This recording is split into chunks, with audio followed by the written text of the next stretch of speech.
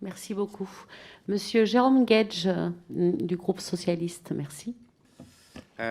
Bonjour à toutes et à tous. Très rapidement, puisque je sais que le temps est compté pour tout le monde, je vais revenir un instant sur la composition du COVARS, forcément, puisque c'est une instance nouvelle. J'ai bien compris que vous n'aviez la place que pour 16 spécialistes et que j'imagine que c'était un choix délicat, mais nourri de l'expérience quand même du conseil scientifique de la Covid-19, dans lequel il a fallu attendre un an pour qu'un gériatre rejoigne le conseil scientifique, alors même qu'on était sur un virus particulièrement agiste, qui avait un enjeu dans la prise en charge.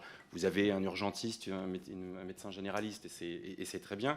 On voit bien que dans les enjeux de la prise en charge, le secteur de la santé ne peut pas être aussi déconnecté à certains endroits du secteur médico-social. Et donc moi, je ne vois pas la présence du secteur médico-social, y compris sur les aspects de recherche, parce que le secteur médico-social peut être aussi un levier de recherche. Donc voir si vous allez, d'une manière ou d'une autre, pouvoir les associer. Deuxième question très rapide, qui fait écho à votre premier avis, et en tous les cas aux commentaires que vous en avez fait. Vous avez appelé de vos voeux la réouverture des centres de vaccination pour intensifier les nouvelles injections, en disant les maires devraient le faire, enfin, en tout cas il faut le faire, il faudrait que les maires le fassent.